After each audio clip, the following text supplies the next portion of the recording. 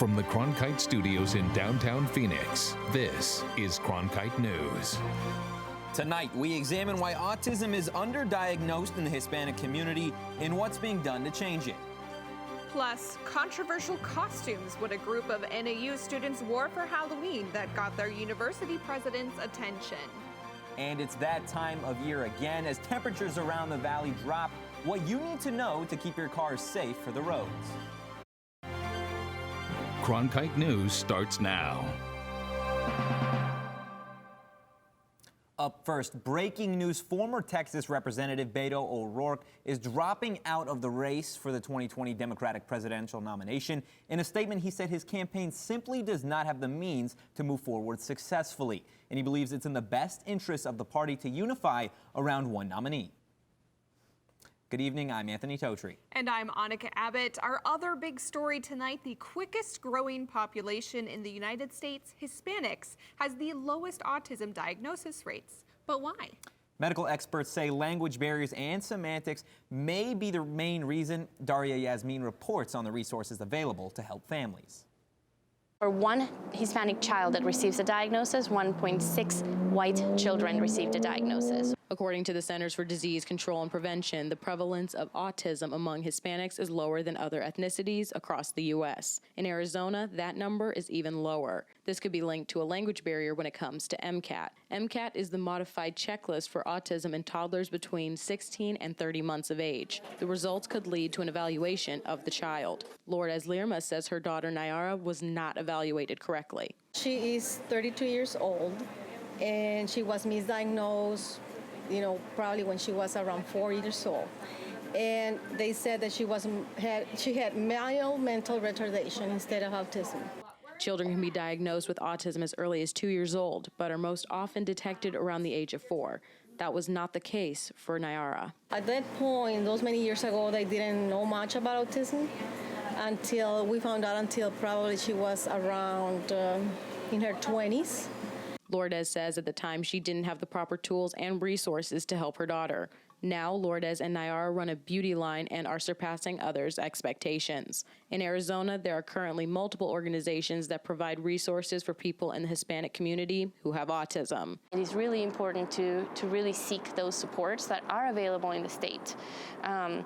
There are organizations like SARC that could potentially support and help, not necessarily providing the services ourselves if they're not available or if they're not the right fit for that family, but we're also a resource organization that could potentially guide the families on navigating those systems that are available and they just don't know about. According to Orr, with knowledge of available resources, more diagnoses can be made. Even though there's not enough, but there are more resources, we are able to identify and diagnose more Hispanic children these days than it was in the past. In Phoenix, Daria Yasmin, Cronkite News. SARC and other local organizations refer resources and have programs for people starting as young as 2 throughout adulthood. Alzheimer's disease is the 6th leading cause of death in the United States. And here in Arizona, it affects 140,000 people who are 65 and older. Government officials are doing their part to push for more ways to prevent and cure this disease. U.S. Senator Martha McSally held a special committee hearing this morning in Scottsdale on the health and economic impacts of Alzheimer's and other cognitive diseases. Senator Susan Collins from Maine and brain experts in Arizona joined to discuss potential solutions and how to help those in need. Today, I hope not only to hear about the successes we've achieved, but also the challenges that we still have to fight Alzheimer's and these cognitive diseases. The panel included researchers in neuroscience and caregivers who dedicated a majority of their lives to helping a loved one with Alzheimer's or dementia. Breakthroughs in technology are happening in real time, but the disease still has some misconceptions. It's not a normal part of aging. It's an illness. It's a disease.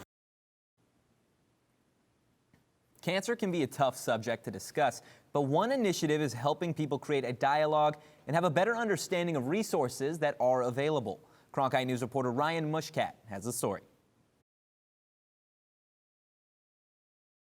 I am happy because I have a faith. When you have a faith, you can support many things. I'm going to die when the Lord say it's your time. Michelle Arenas was diagnosed with breast cancer 4 years ago at the age of 65. She says she had to navigate the system alone as a low-income Hispanic woman. The University of Arizona Cancer Center has launched a new community outreach program where men, women, children, and people of different backgrounds and ethnicities can learn about cancer prevention, control, treatment, and survivorship. Cancer is the second leading cause of death in Arizona. Cancer policy town halls are a way for us to engage and listen again to our communities so that we better understand how to serve them better, aside from already the treatment care that they received. According to Omar Contreras, these policy town hall initiatives are a platform for community members to start a dialogue with the elected officials on how they can improve cancer policy in Arizona. Jennifer Hatcher at the University of Arizona agrees, but she also understands how important this will be for the Hispanic community. The town halls will be in both Spanish and in English, and if there's any other language that you'd like for us to conduct these town halls in, let us know. Hatcher believes Arizona faces one big challenge. And in order to get equity for people across the state and across the world, really, we need to understand what equity means to them and have a conversation about what equity means for us. Arenas is now cancer-free. Living with her husband of 40 years, she continues to fight for life. I am ready to go, but no now. The town hall meetings will be available into the new year all across the state. Right now, there's growing outrage over a group of NAU students' choice of Halloween costumes. They dressed up as people who are homeless, including an immigrant mother and a veteran.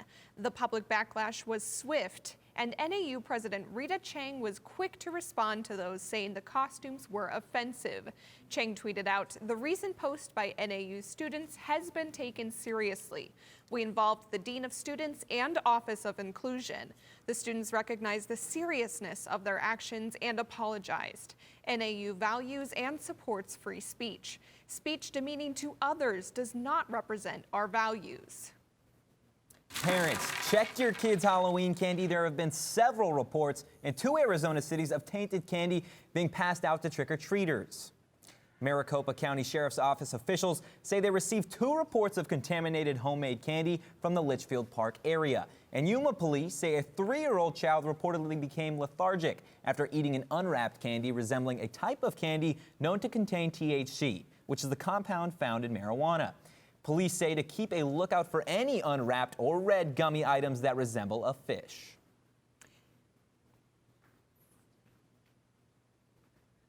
Exciting news for shoppers up at Desert Ridge Marketplace. You'll now be allowed to sip and stroll with cocktails as you make your way through the shopping center.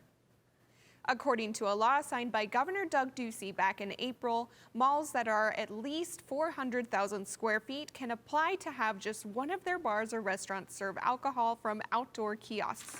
Shoppers can then take those drinks anywhere on mall property.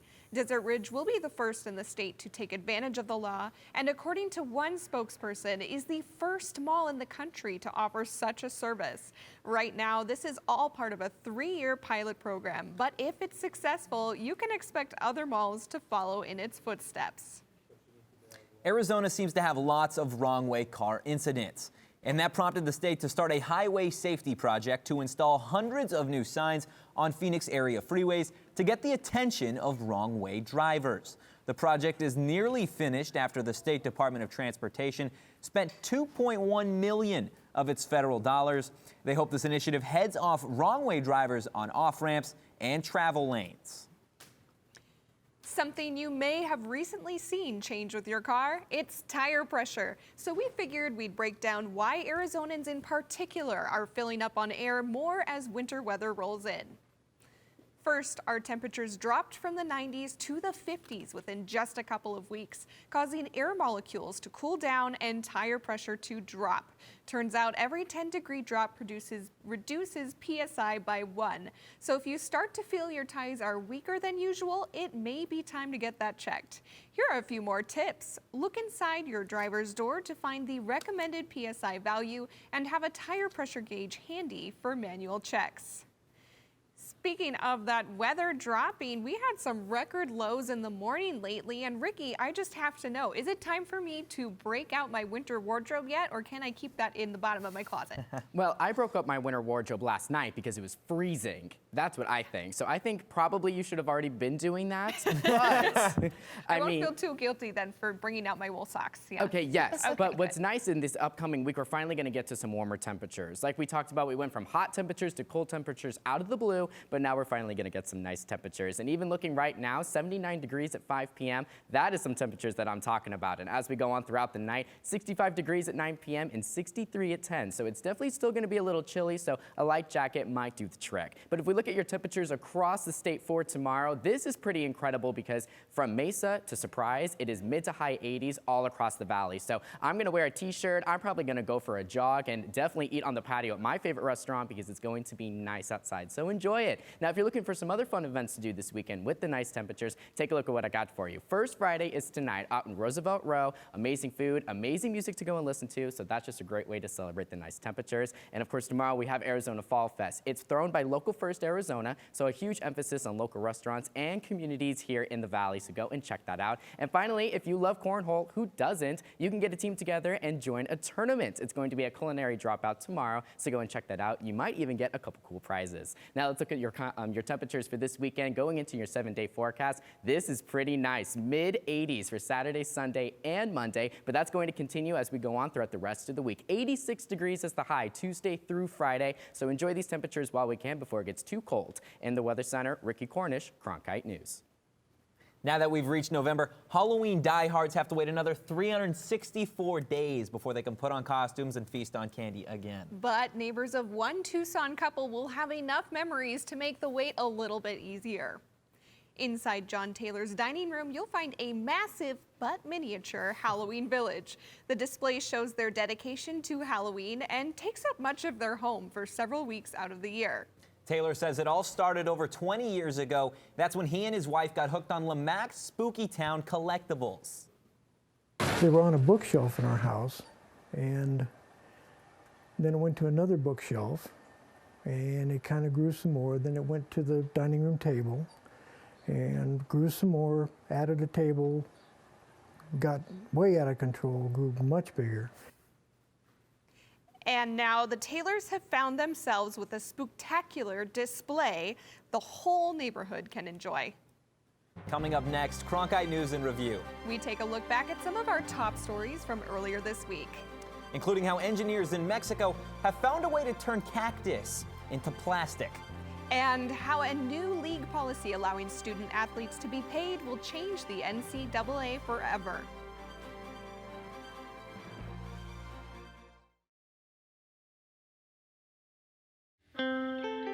As journalists at Cronkite News, we report on stories that matter to you by focusing on the local impact. We dig deeper and work tirelessly to keep you informed. Live in Wickerburg. Live in Los Angeles. In Cleveland. In Washington. In Louisville. From Jerusalem. Live in Philadelphia. From around the world to right here in Phoenix. At Cronkite News, we report the facts and stick to the truth.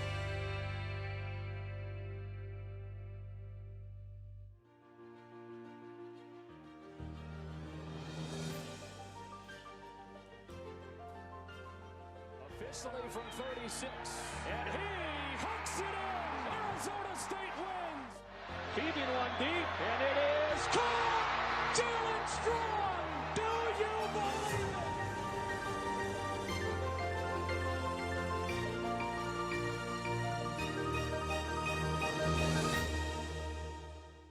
it? By the year 2050, there will be more plastic in the ocean than fish. Before Professor Halden, I had an insane amount of passion, but I almost felt helpless because I didn't know how to use it. Professor Halden gave me a chance to make a difference. Being at a place like ASU allows you to take these big leaps. Ultimately, the biggest problems in the world cannot be solved alone. Welcome to another edition of Cronkite Sports Now. I'm Taylor Rocha. Let's talk sports. For the latest on local sports and beyond, we've got you covered. Let's do this thing. We challenge reporters to go beyond, a game story. We want stories with depth. It's just a crucial step from the college experience into the professional experience while you're still in school. At Cronkite Sports Now, watch the journalists of tomorrow cover sports today. What I really like about whether we're talking Horizon or PBS NewsHour is the fact it's not just one voice. We typically will get several voices talking, different viewpoints. So you're getting a good analysis of what's going on. We need good reporting, and that's what I depend on with PBS. For more information about including Arizona PBS in your future plans, visit azpbs.org/giving. I had swore I was not going to watch the Vietnam War because I could remember the day I watched us finally get the helicopters out thinking, okay, it's over, and then went to my college class. Next thing I know, I'm watching Ken Burns' Vietnam. And the thing that caught me so much was how he was talking to the winners, and this North Vietnamese general said, there's no winners in a war. That just stopped me dead in my tracks. For more information about including Arizona PBS in your future plans, visit azpbs.org/giving. On the next Arizona Horizon, it's the Journalists' Roundtable, a vote to formalize the House impeachment inquiry, and the chair of the state Democratic Party says that President Trump has, quote, aligned himself with ISIS. I'm Nick Schifrin. Tonight on the NewsHour, a momentous vote. The House of Representatives lays out the rules for the impeachment inquiry, coming up after Cronkite News and Arizona Horizon on Arizona PBS. Welcome back to Cronkite News in Review. One of our top stories this week, President Trump announcing U.S. forces brought the world's #1 terrorist leader to justice. The military operation that killed the ISIS leader was named after an Arizona woman held hostage by the terrorist organization. Kayla Mueller from Prescott was kidnapped and forced to marry Abu Bakr al-Baghdadi. Jody Guerrero has more on her tragic end. President Trump has been the top national security priority of his administration. This is what he's been focusing on. I spoke with a Syrian community leader about the effects of Arizona native Kayla Mueller's story and the ISIS leader's death. President Trump announced over the weekend what he considers a victory against terrorism. Abu Bakr al-Baghdadi is dead. He was the founder and leader of ISIS. In 2013, Prescott native Kayla Mueller traveled to Syria with her boyfriend. He was a contractor with Doctors Without Borders. Before Kayla could return home, ISIS raided her bus and captured her. According to officials, she was forced into marriage, raped, and murdered. Syrian community leaders reacted to President Trump's announcement. In the Valley, Usama Shami is the president of the Phoenix Islamic Community Center. Although he doesn't agree with all of the president's decisions, he thinks this was a good one. This is an issue that all Muslims have been following, especially here in Phoenix with the connection to Kayla Mueller. And there are a lot of people have lost relatives to ISIS because the first victims of ISIS were Muslims that lived in either Iraq or in Syria. On Saturday night, the Special Operations Forces cornered al-Baghdadi. He set off his own explosive vest, killing himself. Cronkite News reached out to the Mueller family, but has not received a response as of this broadcast. In the control room, Jody Guerrero, Cronkite News. Republican members of our congressional delegation reacted to the death of the ISIS leader on Twitter. Senator Martha McSally posted, incredibly grateful to the Special Forces team who carried out the raid in Syria against the dangerous and well-known leader of ISIS. The world is a safer place because of the bravery of our Special Forces. Congressman Paul Gosar tweeted, Kayla was tortured and slain at the hands of al-Baghdadi, but his reign of terror has finally ended. I'm grateful to President Trump for honoring Kayla's life and for the brave men and women in uniform who carried out the mission.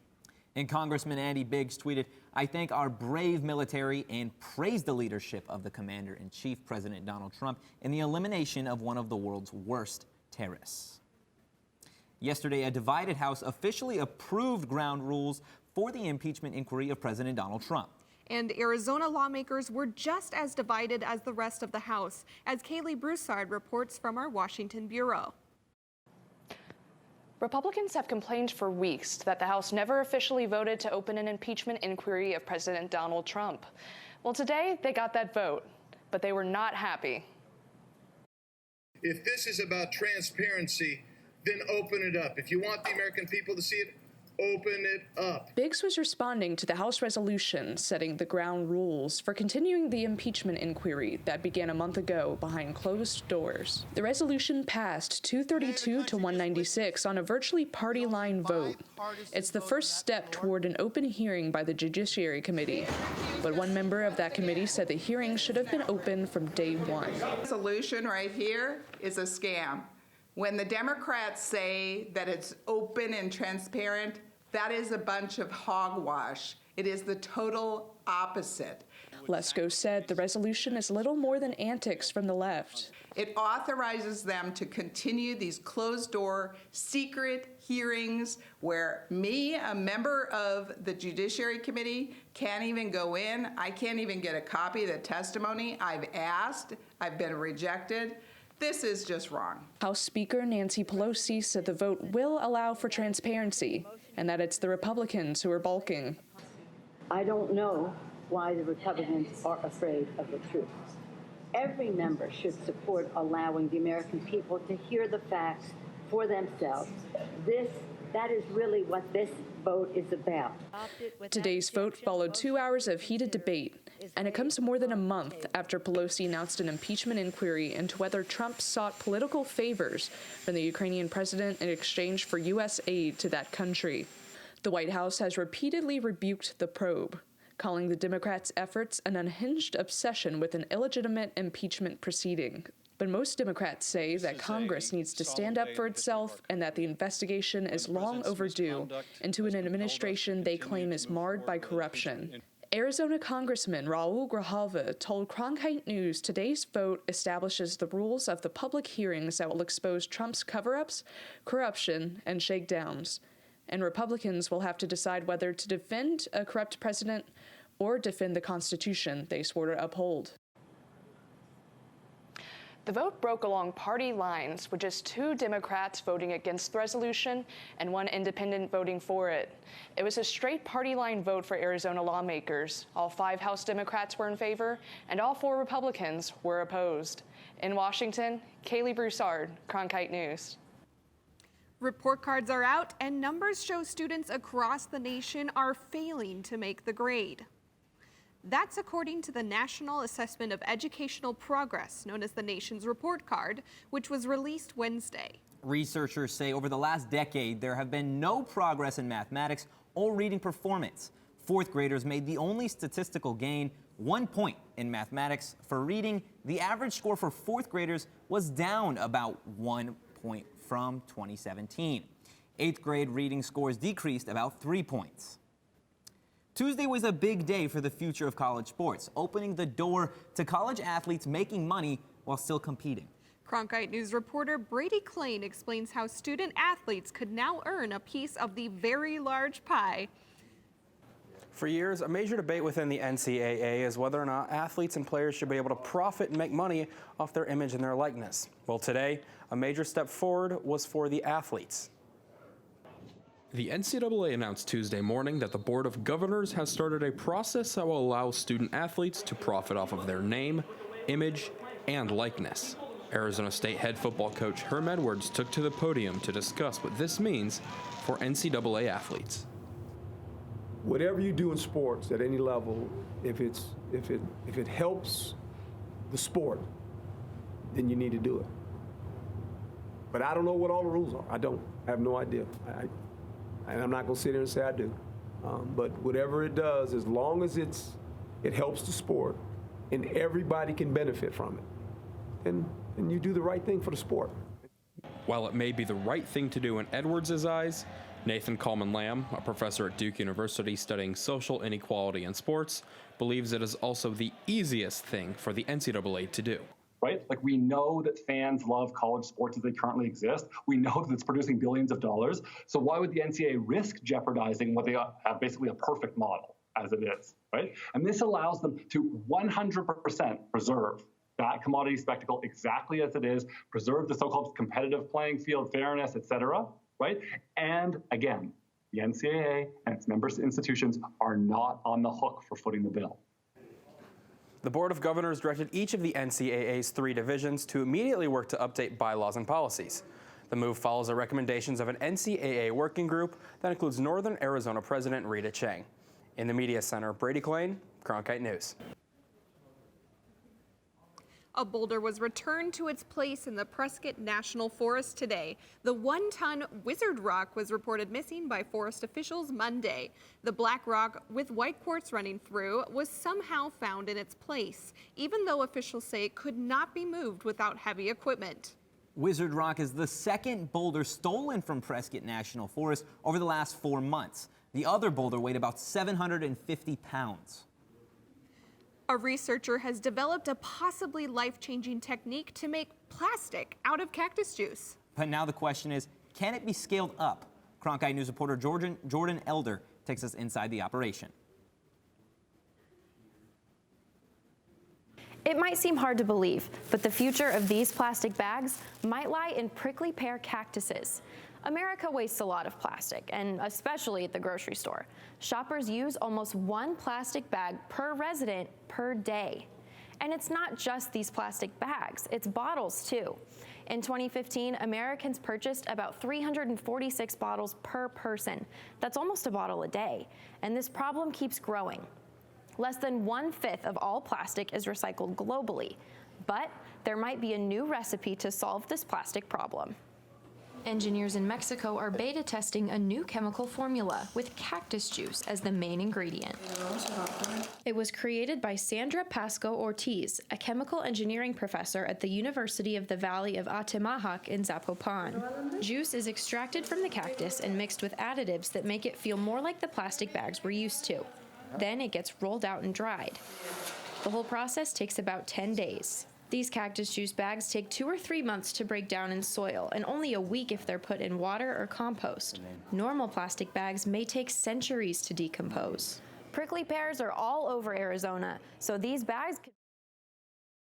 The technology takes... Several companies are interested in collaborating with Ortiz, who has already filed for a patent for this technology. For now, keep your reusable bags handy, but prickly pear plastic could make its way to your grocery store in the coming years. That's it for Cronkite News tonight. Thanks for joining us. For top Arizona stories anytime, go to cronkitenews.azpbs.org.